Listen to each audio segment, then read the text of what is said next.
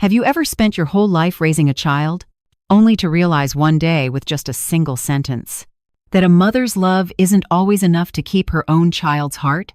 My name is Marilyn Carter, 68 years old, living in a quiet seaside town in Savannah, Georgia.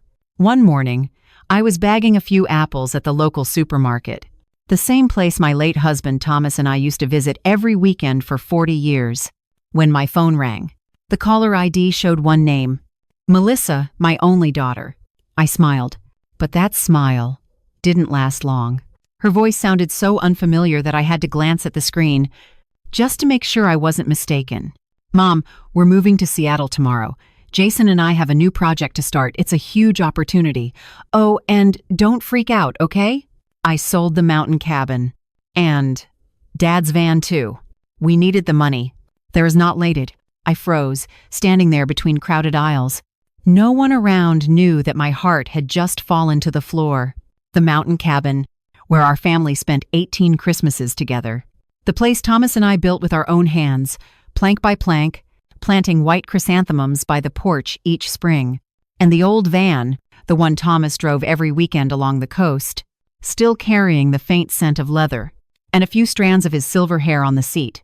All of it, simply sold. I managed to ask, my voice trembling, "Melissa, you didn't tell me beforehand?" She laughed softly, a laugh I had never heard in my 35 years of motherhood.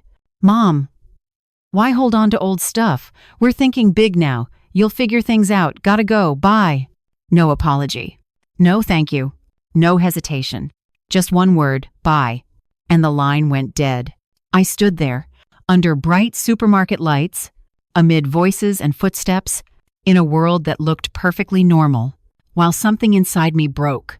Not because of the money, not because of the memories erased, but because my daughter truly believed that I no longer mattered, that I would accept everything, simply because I was her mother. I sat down on a plastic chair near the checkout.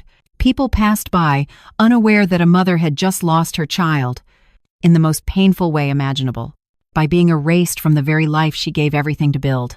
Then, I took a deep breath, and I smiled. Not a weak smile, but the smile of a woman who knew her child had just made the biggest mistake of her life, because Melissa had no idea about something only Thomas and I knew. Before he left this world, Thomas had hidden a secret, locked inside a small wooden box, buried deep in the bottom drawer, untouched for years. And now, it was time to open it. When I did, it would change everything, for both me and Melissa. Not through revenge, but through a lesson every mother will understand. Loving your child doesn't mean letting them walk over your heart. If this story touches you, leave a comment with the city you're watching from, so I'll know how far my story has traveled across this world. And don't forget to subscribe to Voices of Auntie Tay, so you won't miss part 2 when the wooden box is finally opened. That night, I returned home to the familiar silence. My little seaside house had always been warm, but since Thomas left, it had become unbearably vast. Not because it was big, but because it was empty. I set the grocery bag on the wooden table. The kitchen was still the same, Thomas's teacup sitting where it always had, the wall clock ticking tick, tock, tick, tock, as if time itself didn't know it could take people away. And his chair, still slightly tilted to the right, as though he had just stepped out for a moment. I stood there for a long time. No tears, no trembling, no collapse, just feeling. Because some kinds of pain don't need tears. They just sit quietly, heavy, like a stone tied to your chest. After a while, I walked into the bedroom. The old brown wooden cabinet stood beside the window. I opened the bottom drawer, the one I had avoided for months. The wooden box was there. Simple. No carvings. No metal lock. Just an old rotary clasp, the kind that only opens when you stop forcing it and start feeling it. I remembered the last time Thomas handed it to me. It was a summer afternoon. He sat on the porch, the ocean breeze brushing through his silver hair. He placed the box in my hands and said, "Marilyn, if one day you feel like you've lost everything, open this. Inside is what you and our daughter will need the most. But don't open it too soon. Some lessons can only be understood after the pain." At the time, I didn't understand. I thought he was just being cautious. Who would have guessed that a month later, he would leave this world peacefully, in his sleep? I placed the box on the table, sat down, took a deep breath, and I opened it. Inside were not gold, money, or a thick will like I once imagined, but rather a stack of old papers tied with thin rope, a long metal key, a handwritten letter from Thomas, and an old wedding ring, the one he replaced after 30 years because the original had worn down. I reached for the letter first. The paper had yellowed, but his handwriting was still clear, steady, and careful, just like the man himself. I opened it. My dearest Marilyn, if you're reading this, it means you've reached a painful part of your journey, one I can no longer walk with you. But I've prepared for this, not to avoid the pain, but to guide you through it. Do you remember those years I worked on house repairs? You thought it was just a side job. But I wasn't just fixing homes, I was buying old houses, restoring them, and renting or selling them again. I never told you because I didn't want Melissa to grow up thinking money comes easy. But now, our daughter is grown. And sometimes, growing up isn't the same as maturing.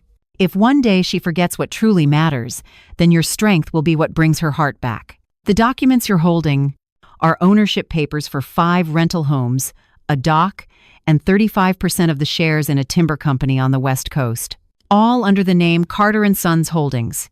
And you, my love, are the sole director. Don't tell her yet. Don't rescue her too soon. Don't hand over the money. She must learn to stand on her own feet. And when she finally can, hold her. That's all. Because forgiveness is the greatest legacy we leave behind. Thomas, I set the letter down. My hands trembled. Not because of the wealth, not because of the secret itself, but because Thomas had seen this future long before I did. He knew Melissa was too trusting. He knew Jason was ambitious and shallow. He knew there would come a day when I'd stand alone in a supermarket, hearing my child sell off our memories like old furniture. And he had prepared for that day. I opened the stack of documents. Each page confirmed ownership. Each contract bore my name. Each certificate carried his quiet foresight. I laughed, not out of joy, not out of bitterness, but the kind of laugh that comes when you realize you still have a path forward, even after being pushed to the edge. Melissa thought I had nothing left, but the truth was I had everything Thomas had quietly built, with kindness, patience, and love, and I wouldn't use it for revenge. No, that would be far too small for the pain I've endured. I would use it to teach my daughter a lesson she would never forget, the true value of family. The next day, I didn't call Melissa, didn't text her, didn't complain or blame. I simply walked along the beach, the same place Thomas and I used to watch the sunset. I looked at the waves and understood something. People are like the sea, sometimes calm, sometimes fierce. Sometimes they carry away what we want to keep, but they always bring something back. Not what we want, but what we need to learn. Melissa doesn't know it yet, but one day, she'll return. Not to ask for money, but when she has nothing left except her empty hands. And on that day, I'll open this door again, not as a victim, but as a mother, one who has heard enough to understand that some lessons can only be learned through loss. And when that day comes, my story will turn a new page, the page of beginning again. If you're still here, it means this story has touched your heart. Comment below. I'm still listening, so I'll know this heart isn't speaking into silence. And don't forget to subscribe to Voices of Auntie Tay to watch part 3. When Melissa returns, no longer the daughter she once was. There are days when you don't need a calendar to know how much time has passed. You just have to look into someone's eyes, and you'll see exactly where their life took a turn. I don't know how long it took Melissa to hit rock bottom. I didn't ask. I just know that one rainy afternoon, while I was watering the flowers on the porch, I heard a soft knock on the front door. A knock that didn't sound confident, but tired. I opened the door. Melissa was standing there. Not the proud, confident Melissa, the one with heavy makeup, designer handbags, and eyes shining with dreams of a bigger life, but a different Melissa wearing a wrinkled coat, a half-empty suitcase, and eyes red and swollen, as if she'd cried all night. She said nothing, just looked at me, and I said nothing either. I simply stepped aside, the small gesture of a mother. "Come in, sweetheart." 8. She walked in and sat down on the wooden chair in the kitchen, the same chair she used to sit on as a child, swinging her legs, eating cookies, and asking me hundreds of why questions. But today, she didn't swing her legs. She sat still, hands clasped tightly. After a long silence, she finally spoke. "Mom, Jason left me. I nodded quietly. Some things don't need explanation. A mother only needs one look to know. He took everything. The money's gone. The bank is after me. I have nowhere to go. Nobody wants me around. Her voice cracked. No pride. No confidence. Just emptiness. I poured her a cup of hot tea, placed it in front of her. I didn't rush to hug her. Didn't try to console her right away. Because sometimes people need silence to realize just how far they've strayed. You can stay here, I said. This house has never closed its door to you. I am. Melissa lowered her head. And for the first time since she was born, I saw her cry like a real child. Not sobbing. Not begging. Just crying softly, but deeply. I placed my hand on her shoulder. And in that moment, I knew the lesson had begun to take root. Not the lesson of loss, but the lesson of humility. The first week, silence. Melissa slept in her old room, the one overlooking the white chrysanthemums Thomas had planted. She didn't ask for money, didn't mention the cabin, didn't talk about the van. She just ate, slept, helped me wash dishes, and stayed quiet. That silence wasn't awkward.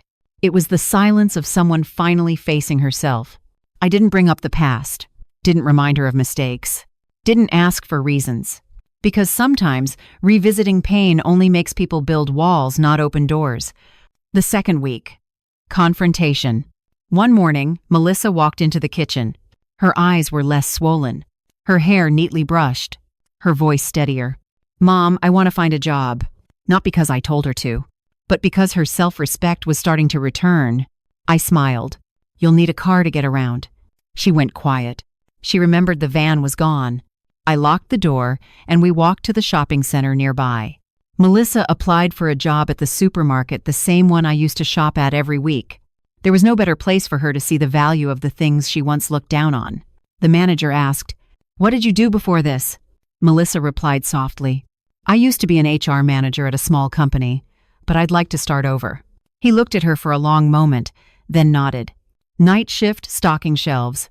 $14 an hour. If you last a month, I'll promote you. Melissa bowed her head in gratitude. And as I watched her, my heart grew heavy. Not with pride, not with bitterness, but with the quiet ache of a mother watching her child learn to walk again after a hard fall. The third week. Change. Melissa worked from 5 p.m. until midnight. She came home smelling of dust, sweat, and exhaustion. But there was something in her eyes I hadn't seen in 10 years. Life. Not the kind that chases dreams of grandeur, but the kind that comes from having purpose. One evening, she sat at the table and said, "Mom, did you used to work this hard when I was little?" I nodded. "I saved every penny I could, piece by piece, to buy that cabin, Melissa." She clenched her fists. "I threw it all away." I spoke gently. "You didn't throw it away, honey. You just didn't understand its value. Once you do, you'll know how to rebuild." Melissa looked up, eyes shimmering. And for the first time, she asked me, "Mom, can I learn again from you?" That question hurt and healed me at the same time. Thomas had been right. Only when a child truly falls can they understand the value of standing up, the moment before the truth. I knew. The time was near. The time not to save her, but to guide her toward her own strength. Before revealing the truth, she had to choose the right path. Not because it was the only option, but because she wanted it.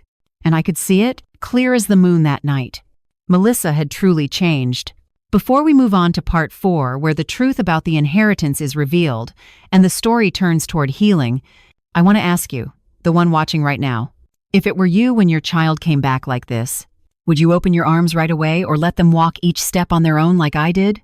Do you believe a person can truly change after hitting rock bottom? Share your thoughts in the comments. I read every single one. And don't forget to subscribe to Voices of Auntie Tay to follow part 4, The Key to the Truth. That weekend, the weather in Savannah turned cold. The sea was a dull blue-gray, the waves not strong, just steady, like they were reminding me that time never stops, no matter how much we want it to. Melissa had just come home from her night shift. I heard the door open softly, her shoes placed down so gently it was as if she was afraid of waking someone. She didn't enter the house the way she used to. No more confident high heels clicking on the floor. No more designer bag tossed on the table. No more, "Mom, you have to listen to me." She walked in like someone who had learned to move slowly, afraid of breaking anything else. I was making tea. She sat down across from me. No greeting, just presence. A kind of love that needed no words. After a moment, Melissa asked quietly, "Mom, can I ask you something?" I set the teacup down. "Of course, dear." She took a deep breath, as if afraid of her own question. "When I sold the cabin, you already knew, didn't you?" I looked at her for a long time. Not to make her uncomfortable, but to show her I wasn't afraid to face the truth. "Yes, I knew." Melissa closed her eyes. A single tear fell onto the wooden table. Not from pain, but from understanding. "Then why didn't you stop me? You could have said one word, and none of this would have happened." I spoke softly, "Because if I had stopped you, you would have thought I was trying to hold you back, not protect you. I can't save a child who truly believes she's right." Melissa covered her face. After a long silence, she whispered, "I was arrogant, wasn't I?" I shook my head. "No. You weren't wrong for dreaming big. You were wrong for thinking a mother's love could ever be cheap." The air between us fell still like a soft, sad ribbon in the wind. Melissa's shoulders trembled. I placed my hand on her back. "You still have a chance, Melissa. A chance to start again." She looked up at me, her eyes finally unguarded. "Start again? With what, Mom?" "I have nothing left." "It's as an action, Lee." I stood up, walked into the bedroom, and opened the closet. I took out the wooden box Thomas had left me. Set it on the table. Melissa looked at it, half familiar, half distant. "What is that?" I nodded. "Your father left this for me, and he said I could only open it when I understood that what matters most isn't what we own, but what we hold in our hearts." I opened the box. The papers, the letter, the key, just as I had seen them before. But this time, I wasn't opening it for myself. I was opening it to share. I handed Thomas's letter to Melissa. She read it slowly, line by line, without skipping a single word. I watched her face change, from surprise to shock to sorrow, and finally, silence. When she reached the line, "She must learn to stand on her own feet," Melissa put the letter down. Her hands trembled so hard she had to clench them to keep from crying aloud. "Dad knew all of this?" I nodded. "He didn't see the future. He saw human nature. And he believed that one day you'd find yourself again. But first, you had to get lost." Melissa said nothing. She simply held the wooden box close, as if holding a part of Thomas that was still alive. I took out the metal key. "This opens a safety deposit box at the central bank." Melissa nodded, her eyes red. "Do you want to come with me?" She didn't answer with words. She stood up and took my hand.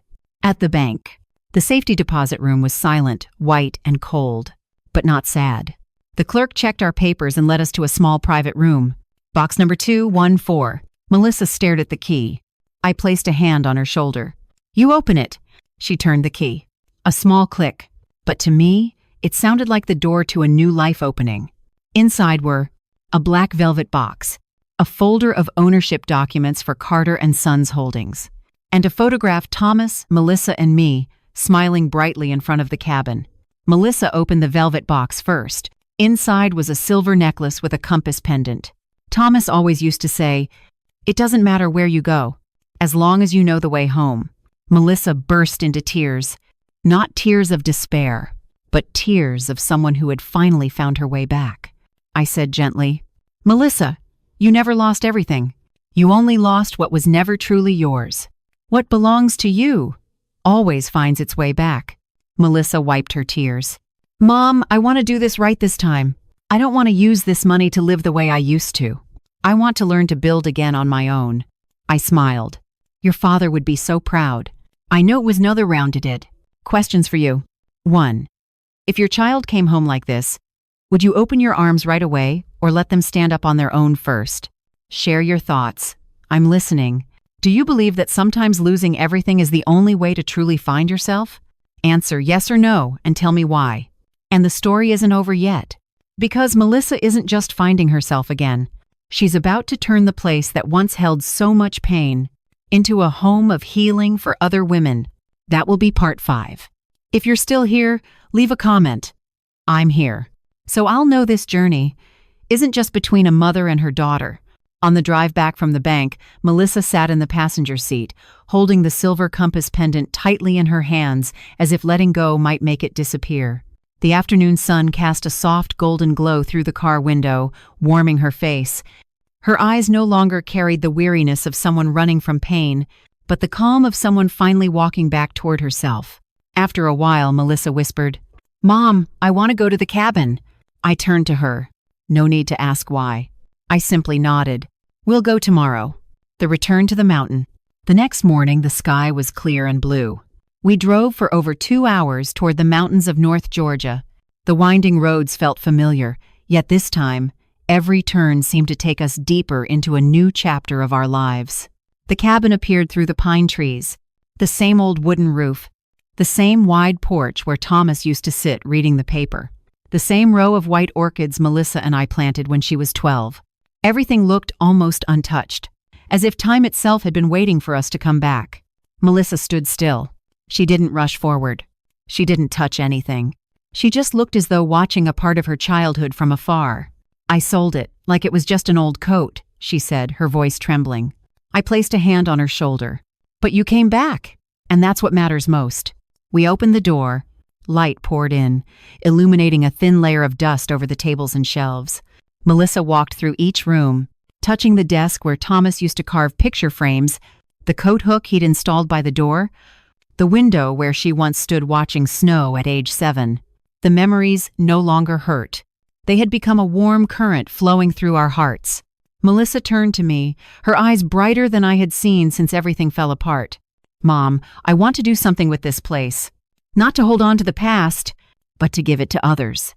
I smiled softly. I had been waiting for those words. "Tell me more."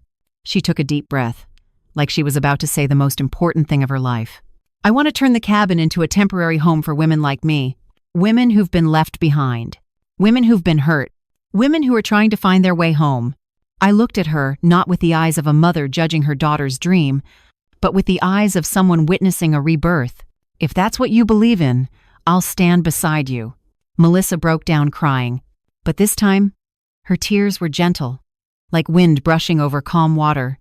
The first days, we started cleaning the cabin together. Dust floated through sunlight, like old memories finally leaving the air. Melissa wiped each shelf. I polished the windows. We didn't talk much, but every movement was a silent apology, and also a silent forgiveness. At noon, while resting on the porch, Melissa said, "I don't think Dad left money for me. I think he left me a chance to become someone he'd be proud of." I nodded. "Exactly. You don't have to prove anything to me, but you will prove it to yourself." Real dedication. Once the cabin was repaired, Melissa went to the local community office. She applied to register the cabin as part of a shelter program for abused and abandoned women. The manager asked, "Do you want to help, or have you been someone who needed help?" Melissa smiled, a sad but beautiful smile. "I was someone who needed help." The manager just nodded. People who've been broken recognize each other without words. Change begins to spread. Melissa kept her job at the supermarket. Not because she needed to, but because she wanted to remember where she came from. One evening, she shared her story with a coworker, Ruth, a woman in her late 60s, left by her husband after 34 years of marriage. As Ruth listened, tears filled her eyes. "If I'd had a place to go back then, maybe it wouldn't have taken me 10 years to start over." Melissa held her hand gently. "Now you do, if you want it." And Ruth became the first woman to stay at the cabin. No photos, no social media posts, no boasting. Just 2 women sitting together on the porch, watching the sunset in silence, understanding each other, healing together. Questions for you. 1. Have you ever fallen so hard in life that someone had to open their door for you when you came back? Write their name below to remind us we don't walk through pain alone. Do you believe that those who've been hurt the most often know best how to help others heal? Comment yes if you feel the same. We hung Thomas's silver compass in the center of the cabin, so that everyone who enters will understand. It doesn't matter how far you've lost your way, as long as you still know the road home. If this story has touched your heart, don't leave just yet, because in part 6, Melissa will come face to face with Jason and learn how to forgive. Not him, but the woman she used to be. Leave a comment. I'm still here. So I'll know this journey is one we're still walking together. And don't forget to subscribe to Voices of Auntie Tay to watch part 6, When the Past Knocks on the Door. The weeks that followed moved to a new rhythm. Melissa worked her night shifts, then spent weekends at the cabin with Ruth and me, repairing every small corner that still needed care. We repainted the porch, replaced a few rotted planks, washed the curtains, and placed new pots of white orchids by the steps. No one talked much. No one asked much. Because some wounds can only heal in silence, without explanation, without blame. The cabin slowly grew warmer. The first women who came asking for shelter never asked who we were. They only asked, "Can I stay here?" And we always answered, "Yes, for as long as you need." That was enough. Melissa cared for them. Not with advice, but with presence. With the quiet way she sat beside them, listening to every story without interrupting, teaching, or judging. I realized then, the same daughter who once carried pride like armor was becoming someone who knew how to listen. Then the past came back. One afternoon, as we prepared dinner for the women in the cabin, Melissa's phone buzzed on the table. The name flashing on the screen, Jason. Melissa froze. No heavy breathing. No trembling. Just stillness. As if the whole world had paused to see what she would do. I looked at her. Said nothing. Gave no advice. Because this was her moment to face herself. The phone rang until it stopped. Then, it rang again. This time, she answered. I couldn't hear what he said, but I saw it. Her shoulders trembled. Her hand gripped the edge of the table. Her eyes widened, fighting to stay calm. Finally, she said one sentence. "If you need to talk to me, meet me at the cabin, not my mother's house." And she hung up. I understood. She wasn't inviting him back. She was choosing to face him. In the place where she was reborn, not where she had fallen. The meeting of three who once shared a home. The next evening, Jason arrived. The car he drove looked as exhausted as he did.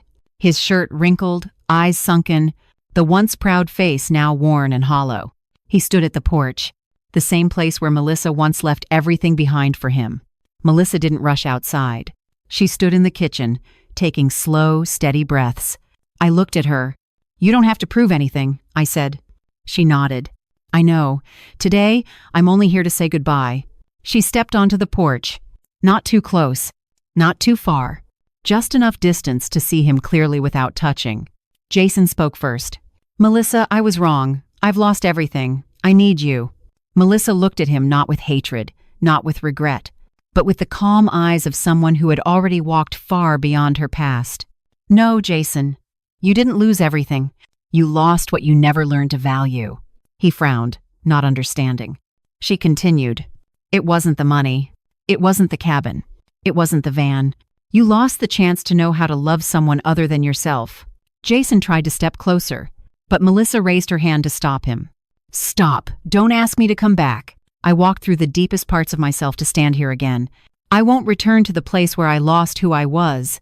The evening wind stirred gently. A single golden leaf fell between them.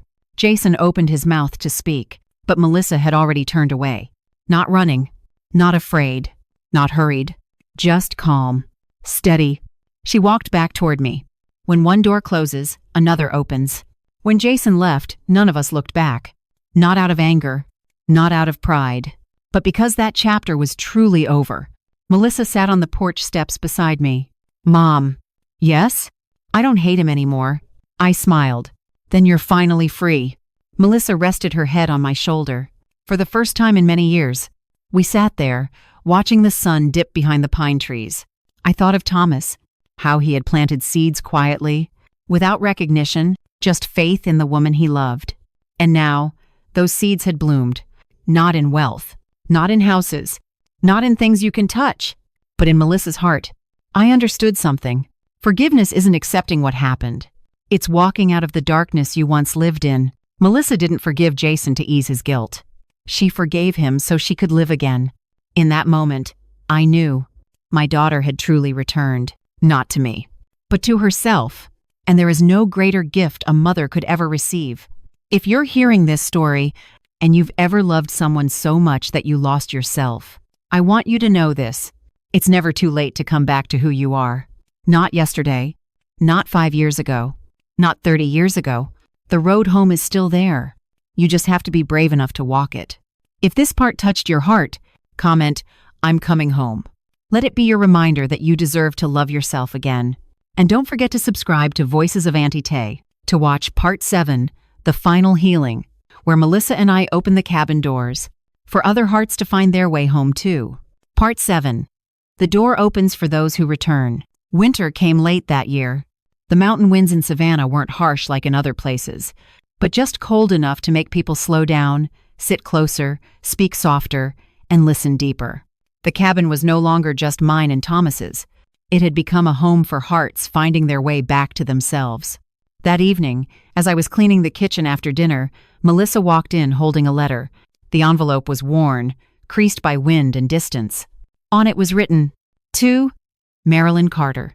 I looked at Melissa. She simply nodded. No words. I opened it. ***, Marilyn. I don't know where to begin. I just know I needed to write this letter. I'm not asking for forgiveness. I'm not asking to be accepted again. I just want to say, I understand now. The day I called and said, I sold the cabin. I didn't just sell a house. I sold the memories of a family. I sold the heart you and Dad built your entire lives around. When Jason left me when I lost everything, I thought that was the price of my choices. But now I know. That price was really the chance to find my way back to you. I know you waited. Not to blame me, but to hold me again. Thank you, Mom, for letting me fall, for letting me rise on my own, and for still being there when I did. I don't deserve it, but I'll live to be worthy of it. I love you. Melissa. ***. I finished reading. No tears, no shaking. Just a quiet sky opening inside my chest. Melissa sat beside me in silence. I turned to look at her. She was no longer the woman who once said bye with ice in her voice, no longer the one who chased empty lights. Before me was a woman who now chose what was right, even when it was the hardest thing to do. I took her hand. You don't have to be worthy to be loved, Melissa. You just have to love rightly. She rested her head on my shoulder, and for the first time, I heard her breathe peacefully. The first knock on the door. A few days later, as the season's first snow fell thin like sugar dust on cake, 3 gentle knocks sounded at the cabin door. Melissa opened it. A woman around 30 stood there, holding a little girl, maybe 5 years old. Both dressed lightly, faces weary. The woman said just one sentence. "Can we stay here for a while?" Melissa didn't ask why, didn't ask about the past, didn't judge. She simply said, "Come in, you're safe here." The woman's name was Claire. Her daughter Ivy. That night, as I watched the two of them sit before the fireplace, I knew the cabin had finally become what Thomas always intended. Not a place to hide, not a place to grieve, but a place to begin again. A legacy that needs no words. Time passed. The cabin became a peaceful home. Everyone who came here learned to listen to their own heartbeat. Everyone who stayed here learned that pain is nothing to be ashamed of. Everyone who left took a piece of this place's light with them. And so it went. Women came, healed, and moved on. No one took the cabin with them, but the cabin carried a part of each of them. And I, nearing 70, came to realize a simple truth. Happiness isn't about holding on. It's about giving freely, without fear of losing. Melissa now works at a family support center in town. She still works night shifts, still smiles, still listens to stories of those who've lost hope. But unlike before, she now knows every heart can bloom again, as long as someone patient stays long enough to believe in it. A special day. On my 71st birthday, Melissa took me back to the cabin, not to repair it, not to welcome someone new, but to plant a tree. She brought a small ash tree, a tree that lives decades, roots deep, strong against storms. We dug the soil together, slowly, steadily, without hurry. Melissa said, "Mom, you know, I used to think love meant finding someone who would never leave me. But now I know love is when you never leave yourself again. And it's no enrightenment." I looked at her. All my life, I had waited for this moment. And it had come, quietly, without tears, without drama. Just 2 women planting a tree that will stand here long after we're gone. Final message for those who are listening. If you're hearing this story, maybe you've been hurt. Maybe you've been left behind. Maybe you've loved the wrong person. Maybe you've lost yourself. I want to tell you something. something it took me a lifetime to truly understand. We weren't born to be perfect. We were born to learn how to love ourselves through every crack and scar. Wherever you are, whatever you're facing, you are still worthy of coming home. Not to a house, not to someone else, but to yourself. If this story touched your heart, comment, "I'm coming home," as a reminder that your healing journey begins with you. And don't forget to subscribe to Voices of Auntie Tay for more stories of healing, redemption, and hope that touch the soul. We'll meet again, in your story, or in someone else's story, who's still finding their way home.